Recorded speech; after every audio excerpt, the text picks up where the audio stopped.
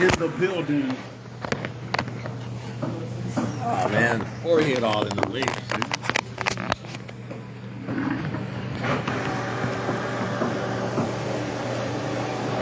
Hey, sometimes you gotta make use of what you got. You know, you just gotta make use of what you got.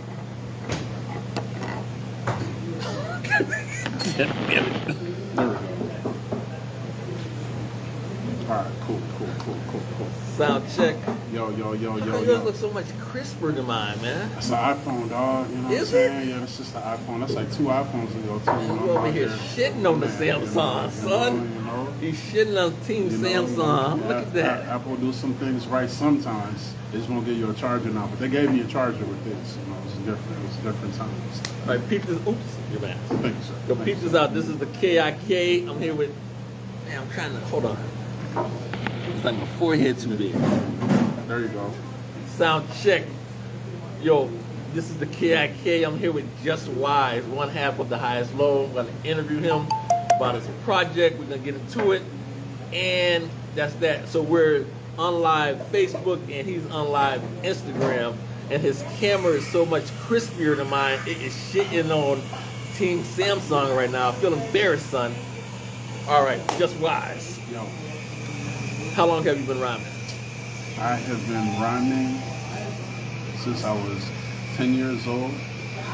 My older brother helped me write a verse over Craig Mack Flavor of Your Ear. And that was the first time I ever wrote a rhyme. I was maybe 9 or 10 years old. And I wrote this verse and I thought it was, thank you very much. But y'all should see this coffee. I'm in Adiro Coffee in Aurora. The coffee is amazing. Town business. But yeah, that was my first foray. And then from that point, I rhymed in all throughout elementary. I was writing bad raps. Middle school, I started to get some grounding. I kept writing then too. I ended up on a talent CD from my middle school. That was my first time recording. Shout out to my teacher, Mr. Lambert, Jewel Middle School. Yeah, he let me record in the music room that they had, the little studio they had. So you've been doing this. Been doing it. The first song I ever recorded, I was 13, and that was the first song I recorded. And I made a mistake on it and everything. I didn't know what I was doing, but you know, it was a learning experience. And you know, then in high school, by high school, I thought I was super nice. You know, I was like battling cats. I was always trying to battle people and freestyle with people and trying to get noticed as much as I could in the town. And then I met Cruz when I was maybe 15. He was a year older than me. And so how long has the Highest Low actually been? Since then. Since I was 15, 16. How old are you now? So I'm 32. So y'all been rocking this whole time? Yeah, that's my brother, you know, and that's also my close friend, you know, like me and Cruz, like that's my dog.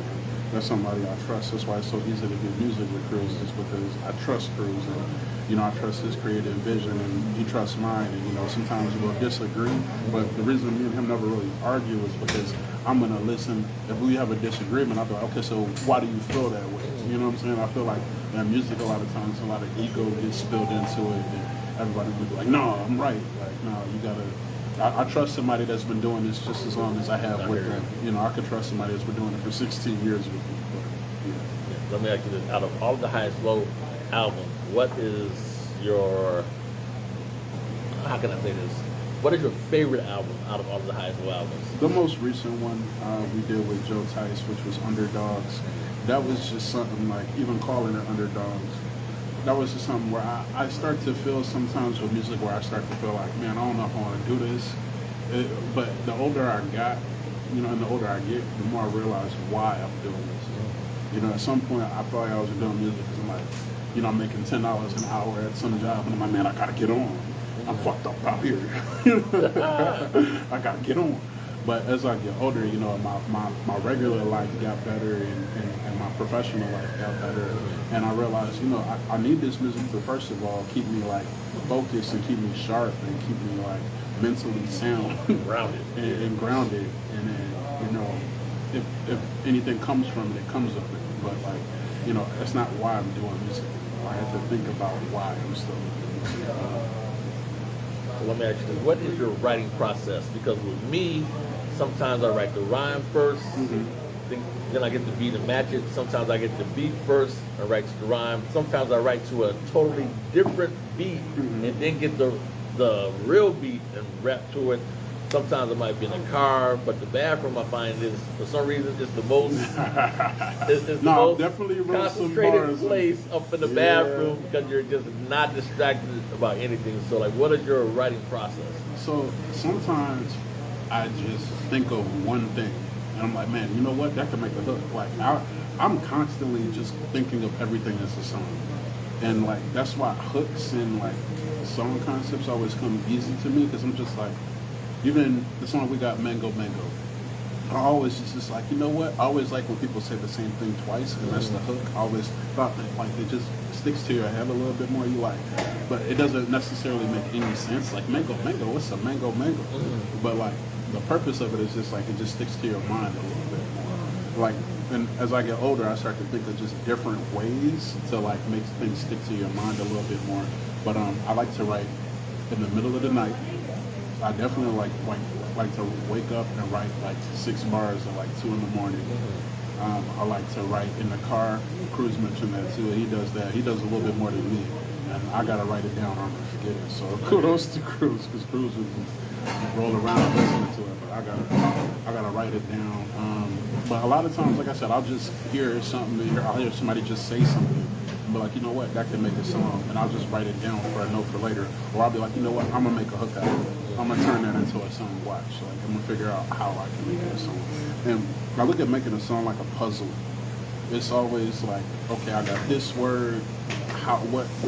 What words are gonna be, you know, good to go along with it? I'm thinking that. I'm thinking, you know, I want punchlines, but I don't want to have like old school punchlines. And when I say old school, I don't mean like, you know, the 90s. I mean like 2004 punchlines where they was super battle rapping, like the 2004, yo, why do you like this? And then do like, you know, I want to get away from that and use and make my punchlines more like just things that stick out more instead of just being like, you know, I'm gonna throw you off the roof, you were falling. So, you know, like people be like too literal with punchlines sometimes, I think, and I'm trying to stay away from that. Now, let me ask you this. When you were coming up in hip-hop, what are some of the groups that you like and some of the groups you try to not pattern your style after, but like that kind of influence your style now? Well, first of all, I mean, on the subject, since I came here when I was very young, I moved to Aurora when I was very young. I'm, of course, a Chicago resident. I have been for several years, but also, you know, Aurora, I seen you know what I'm saying? When I was growing up, I seen POBUMS Society. I seen those flyers. I seen those CDs. I seen City of Nights, you know, CDs. I seen that, and that first of all let me know it was something that, hey, people out here are doing this, and I thought that was a dope to see.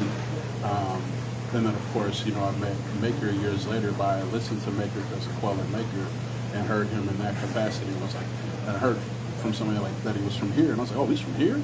Like, things like that. But as far as like just, you know, influences, Tribe, Most Def, Wu-Tang Clan, Quali before he went crazy a little bit now, Lupe, you know, Black Thought.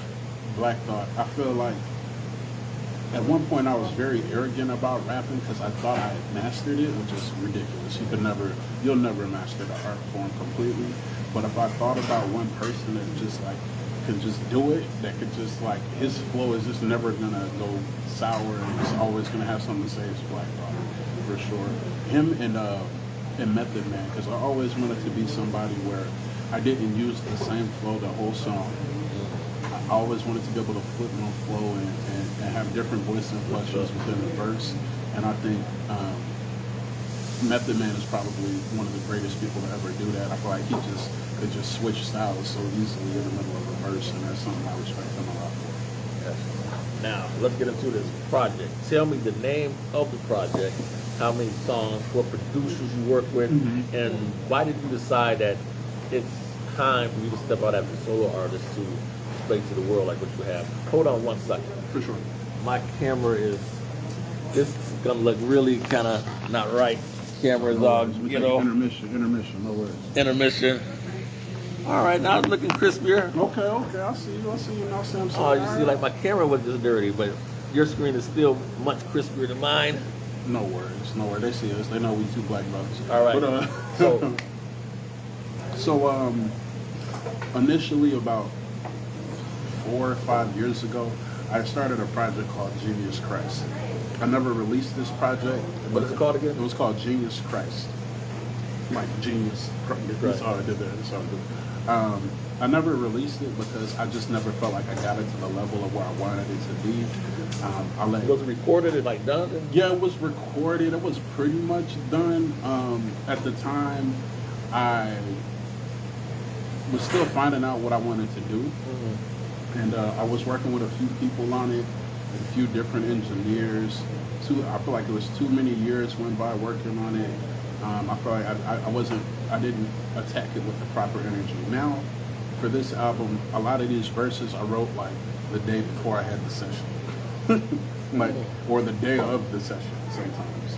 And I realized that I like that kind of energy for records more because I feel like it's almost like a freestyle now. It turns into like, I'm giving you a thought. This was a fresh thought that I had at one particular moment. And here you go. You're gonna have this thought instead of something I've been like thinking about. Like, should I do this? What should I do? Is this good enough? So that's different for me because I hate going to the studio and having to write. I would rather. Oh no, I didn't write in the studio. Oh, you didn't write I wouldn't like. I don't do that because first of all, it's a waste of money. Second of all, like I don't feel like I can write in the studio. I feel creative in a different way in the studio. In the studio, I feel creative like I want to think about how I can make this work. I want to think about, what layers need to be different or how this should be EQ'd and things like that. I want to think about things like that. For what I know, as much as I can as a rapper, because rappers always going to be like, you'll make me sound like I'm on the top of the CS tower yelling, like, we in the studio telling flapping my arms with a backpack on, like with a parachute. So, but I just didn't feel like I found my sound yet because my goal, and I feel like I did it this time more, I wanted to have more fun with the records. Like with High and Slow, we're always doing very old school hip hop, and I love that stuff. Don't get me wrong, I will love that music forever, and it means everything to me. And I still have a few songs like that on the project. But I just try to do, I do like some of the new rap. I do like some of the things the kids listen to. As I always say, the kids listen to. Oh my God, that sounds so old. But I do like some of what the younger generation is doing musically, and I listen to it a lot. So I wanted to kind of mix what I've done and bring that world in as well, and try to make it something that I still feel like is a real reflection of where I'm at. I'm calling the project Delusions of Grandeur for many purposes. I mean, like, first of all, it's D-O-G, dog, and in my whole life, I'm 6'4", everybody was like, big dog, what's up with big, always saying that to me, and I always thought that was funny. And not just that, but, Delusion of Grandeur, the idea that think that you mean more, or you might have more than you actually have in that sense and things like that. And I feel like as people, music has caused us to flex on each other, and music has caused us to, social media. I felt that recently. Yeah, I felt that recently. Yeah, social media. Oh, I know what you're talking about. And that's my close friend. That's my friend too. That's funny. I couldn't do nothing but laugh at that. But music is like social media too has made us feel like, okay, we're going to show what vacations we're going on. I'm guilty because I like to go on vacation. Mm-hmm. We're going to show what we just bought. We're going to show, that we're wearing designer. We're going to take a pic in front of this random bodega because we got the new J's on. Guilty, me. But I feel like it's important to like stay grounded in reality. Like you could flex, but you have to understand at the same time, like, that this is all finicky. You know what I mean? Like, this is all, like, life in general. It's like, we having this conversation right now, and I don't want to get too dark, but, I could walk out here and get hit by a car. Like, it doesn't matter. Like, but I'm still flexing a lot on that. Right. I'm still flexing a lot on the project. So it's a little bit, it's a little bit of it's a little bit of an oxymoron, too, because, I'm in a position in my life where I feel, what I'm doing right now outside of music is something I wanted to do my whole life. I always wanted to, be in a position to be able to take care of myself and get the things that I want and do the things that I enjoy. And now that I'm in that position, it was a little awkward for me at first. Like I felt a little bit of like survivor's guilt in a way.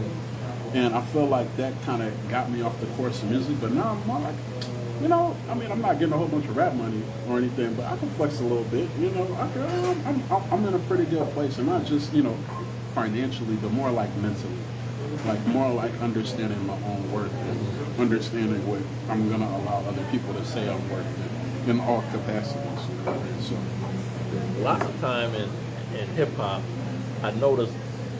Well, an example would be with Pete Rock. He had dropped with CL Smooth, and then some critic from the source was saying it's horn samples. He's always using horn samples, which was just ridiculous to me because I don't know why they would even criticize that. And then the next album came out, no horns. And then they asked him why. He said, well, people were saying, it wasn't the people, it was the critics were saying, and you listen to that.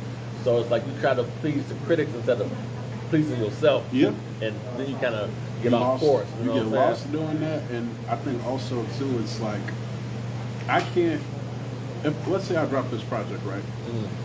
We just had a song recently do 20,000 streams, and that was probably my highest point in music. I'm very excited about it still because I know what it's like to do. I know what it's like to do a show when there's 10 people there. I know what it's like to do a show when there's 200 people there. And either way, I'm still going to do what I'm going to do. Right. You know, and as I get older, I'm like, it's not so much about reception. Like before, another reason I didn't drop that project is I was so worried about reception. And I'm somebody I've seen people get on. You know, I did, you know, shows with people that got record deals and they're gone, and I might never see them again. Or some people I see them on the humble, and at one point I felt some kind of jealousy. Like, man, I wish I was on, man. I wish I was going on these tours, and you know. And as I get older, I'm like, you know, everything comes in the right time. Yes, sir. You know, everything comes in the right time. Yes, sir. And if it's meant to be, it'll happen. If not, I'm still gonna write these raps. I'm still gonna be very mad scientist about creating sounds because I love making sounds. And I mean, I'm pretty good at it. You know, I mean, I like just and not just rap. Rapping, the rapping part is very important, but I like to write hooks and come up with melodies. Even though I can't sing, I'll write it for somebody else, or I'm looking at the song structure. I'm looking at how it should end and how it should start, and I always tend to get very like maniacal about it because I just enjoy it. Now let me ask you this: have you ever written a song and you had a hook, and you try to force the hook to fit with the song? Yeah, that's the worst. That's the worst thing you could do. It's like the puzzle that don't fit, but you still force it anyway. I'm gonna get this hook off, and it don't never work. And that's why in that situation, I just like, you know what, no hook. You know, if the hook don't work, I'm like, you know what, maybe no hook. Maybe I'll just have one verse or a verse and a half, and do something at the end, or maybe I'll have a vocal sample here, or maybe I'll have somebody sing here, or maybe I have my homegirl play violin right here, or maybe I'll, you know, get somebody to do some spoken word. Like I'm trying to open up my mind more to more ideas with music and like different ways to play with music. And that's why as I get older, you know, I used to want to deal because I wanted like $100,000 on the table, like bam. Now I want to deal because I'm like, I just want to be able to go in the studio all day. All day, every long. day. I ain't gotta pay for it. I'm just there and I'm all day. Like one song, just being able to do one song for 16 hours or something. Oh man, that's well, not that long. That's too long. But do multiple songs, you know, in 16 hours. Take a nap, wake back up, and get to recording, and then just your life beat music. That's, right. But you know, when I was younger, I wanted a Rockefeller chain. You know what I mean? I had dreams of that. I still, you know, think about that. I used to have dreams about waking up with the Rockefeller chain and being a billionaire. But like now, it's just the idea of like, man, I just want to focus my entire life on music. And who knows, at some point that may happen and in different capacities. And then like, as artists, we don't see that we could be our own label in a lot of ways. Exactly. You know, and I think I got away from thinking like that, but I'm thinking like that a lot more. Now, let me ask you this: how many songs are on the project, and who are the producers that you work with? So I have 8 songs on the project. It's all one producer, Matt Audio Dope. Big shouts out to Matt Audio Dope. Matt is a younger cat. You know, I came up at a time, you know, probably like 07, 06, 08, something like that. We started doing shows at NIU and started meeting a whole lot of different crews. And one thing led to another. I ended up meeting his brother, who was also in a rap group called Retrospect. They used to do a lot of shows with us. Another group called The Whoever's used to do hella shows with him. And kind of like a crew of sorts that I was always around. And I've seen him go from, his brother was a rapper. He was a lot younger than his brother, and then go into Classic Studio, which is a very famous studio in Chicago, where like people like Tyler, the Creator, go record there. Chance the Rapper. They got plaques on the wall from engineer work, Grandies and things like that, working with SZA and things like that. And I seen him go from an intern there to an engineer there, and he's also a producer. And I heard his beats, and I was like, wait, these beats are on the level. And he makes beats that are both kind of like, what's newer, what's fresh sounding, but he could still make that 90s boom bap like that, like even like Mad Lib quality, like with the sampling and things like that too. So the versatility he has stuck out to me. And that project that I mentioned, that Genius Christ project, it was on and off 3 years, a bad window. This, I started it maybe 10 months ago and finished it. There was never any hold up. There was never any, I'm not sure about this song. I mean, I was sure about every song, and I didn't throw away one song, and I didn't feel like I needed to. But Any guest appearances of an album? So of course I got my boy Cruz Ocho. He's on a song called Japan. Going back to Japan is the hook. It's pretty fun. It's just a fun little record. I tried to do a song about a place without sounding racist and unculturally intelligent, because rappers tend to do that. Like, I'm going to talk about a place and I'm going to sound like I'm racist. I also have my boy Suburban Kid McFly, who is the producer's brother that I mentioned. He's on a joint with me. He has a project that came out recently that's super fire, so definitely get in tune on him, everybody. And then I have my friend Jesse Arthur, Jay Arthur. Shout out to Jay Arthur. He's from the Whoever's another group that we work with. He also does a lot of like R&B work, solo R&B singing, and also rapping by himself. Now, are these local artists, or are they Chicago? All here? Chicago. I mean, like, I would definitely work with people in Aurora. Don't get me wrong. It's just I don't feel like I've worked with anybody from here in a while other than Cruz. But this isn't. I went to high school here, and I love this place, and middle school. But this isn't like where I cut my teeth musically. You know what I mean? Like, I feel like we cut our teeth. When I met Cruz, we had the idea. I like, all right, we got to get to Chicago and make sure they fill us out here. You got to get the fuck out of here. Yeah, we got to make them fill us. And my roots is on the South Side, so I never had no issues with that. But like, we had to get there. He was going to Columbia around the time he got out of high school. I was still in high school at that time. We were doing open mics there, so that was my goal. Initially, it was like, hey, let's get our names on there, and then we kind of started to tour a little bit, do small shows across different states and things like that. So I felt like I didn't really cut my teeth here musically. It was more Sub T in Chicago, or Abbey Pub, or these kind of places. And in the early days, we were going to rap battles like Rhyme Spitters in Wicker Park, and just trying to go everywhere and show people we could rhyme, because that's what it was about to me, for sure. Now let me ask you this: what is the date that the album drops, and what platforms will the album be on? It is dropping November 5th. It is going to be on all DSPs, all your Spotify's, your Apple Music, your Amazon Music, your Tidal, all of that. It'll be available there. And then also, I will have it on Bandcamp as well for purchase, which is, definitely the way I would suggest that you get the album, because that's what's going to help support me, and I appreciate it. Now, is this album all digital, or do you have hard copies too? So, I'm working on that, on the back end now. A very good friend of mine, Terrible Tony, my homie from Indiana.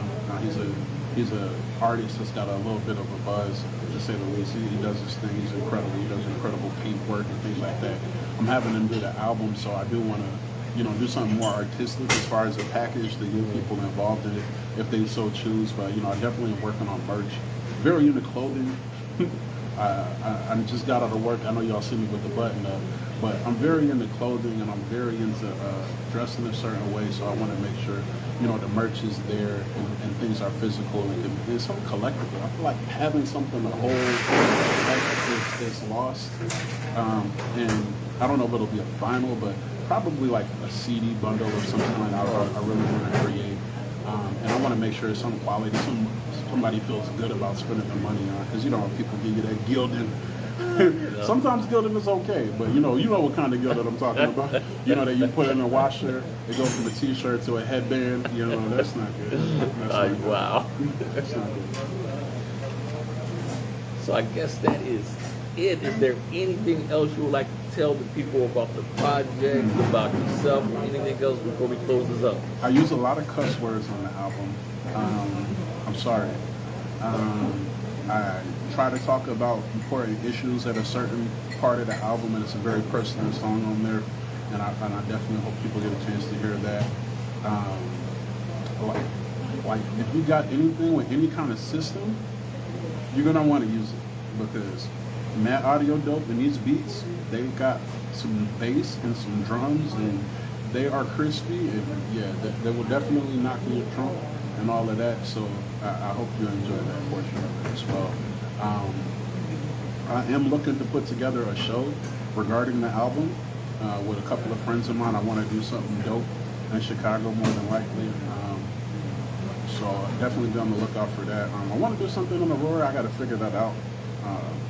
I got to figure out where and how. And, you know, it's a little bit more politics are involved here.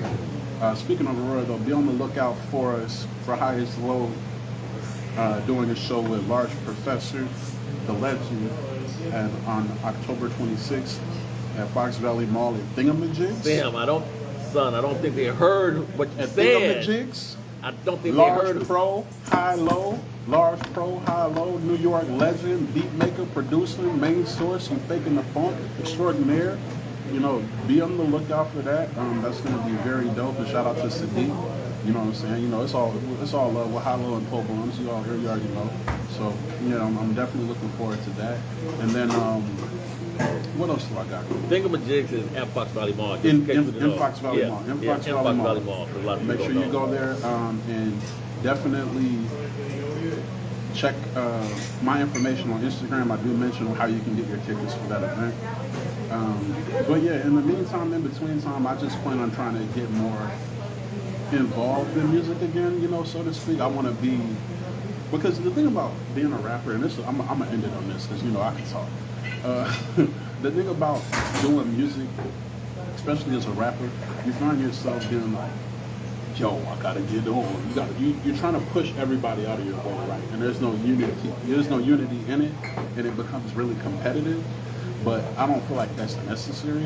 You know, I think I'm somebody, hey, you want to reach out, you want to talk to me, you want to talk to me about doing some music, especially any shows. I'm trying to do some shows, and I feel like that's a strong suit of Highest Low in general, is how we approach doing shows.